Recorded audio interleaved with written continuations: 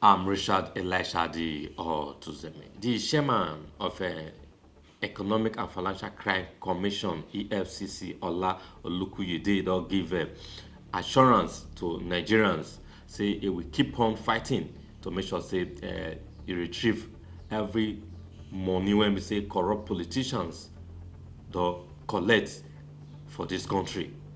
Meanwhile, I make this declaration when the National Association of Nigerian Students paid him a solidarity visit in Abuja. Meanwhile, he does give audit on the 127 Yahoo boys that were arrested in Ondo State during a Yahoo boy birthday party for the state. You get the point? He say our son will be charged to court very soon. And he say the fight against corruption is not personal. If you fall victim of corruption, you will be arrested and tried, and every money, every penny that you stole will be retrieved from you. You get the point now? They say the fight is not personal. You get the point? So let's say everybody, if you know say you thief money, your day go reach for you to appear in court and you will clear yourself.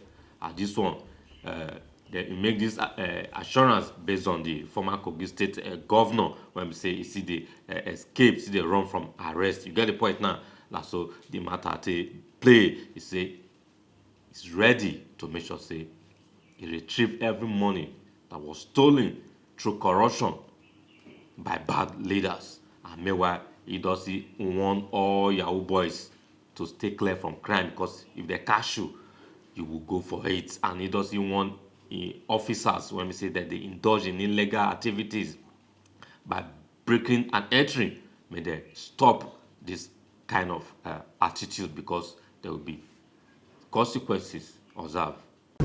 As I'm talking to you, about 127 people were arrested. It was a Yahoo party. Forget about what we are reading. It was a Yahoo party. They came from 9 local governments. Yahoo party. And so as it is now, we brought 127 of them suspected, and we discovered that 113 of them were indicted. 113. We have 5 charges against almost 80 of them. The remaining will have their days in court. That is what happened. They were fully indicted. The Lagos operations, over 100 people have been indicted. We are filing charges against them. In fact, we have filed about 50 charges against 50 of them. We are filing the remaining charges by next week. And so we are working. We have been on their trail. We mounted surveillance. It is important for us to understand the menace that this cybercrime is causing Nigeria. The problems we are facing. And I put it out there. I traveled about 2 weeks ago. I was in a country, somewhere in South Asia. And I wanted to pay for I went for this financial action task force meeting. I wanted to pay for my accommodation, my hotel. You know, the guy who was in front of me, a white guy, brought out his card, he made payment. They got the payment, and it was my turn. I gave them my own card. They slotted in, deducted the money, made the payment, and the lady stood up and went to another office and made photocopy of my card, both front and back. So I asked her, why are you making photocopy of my card? You are exposing me to fraud. You didn't do it to the other guy in front of me. It was a white guy. He said, yes, sir. He said, because this is a Nigerian card. This is a Nigerian card. That was our response. That they have a standing instruction that anytime they see a Nigerian card, they must suspect. And so they have to make photocopy so that they will be sure that I'm actually the owner of that card. And she knew who I was as the chairman of anti-corruption agency in Nigeria. You could see the shame. You could see the embarrassment. These are the things he said we want to stop. A friend of mine was talking to me the other time. He has been in the US for over 30 years. He came to Nigeria. He wanted to transfer money from one of his US accounts to another account. Right there from Nigeria, I wanted to make electronic transfer. Over there, they decided to block the account. So he called his account officer. Why are you blocking my account? You know this is my account. He said because the IP address of where you are carrying out this transaction shows Nigeria. They know it's the owner of the account. So he had to go there to reactivate the account again. This is kind of shame we are exposed to. And we believe enough is enough. Let us clean this system. Because of your future, if you carry our green passport and go abroad, you will see the kind of shame they will subject you to, derogatory, search they will subject you to. That is what we are trying to change. We are going to change this trajectory. We are going to give Nigeria a good international image, and we will get there with your support and with support of One goes up for the chairman. I know they are being sponsored.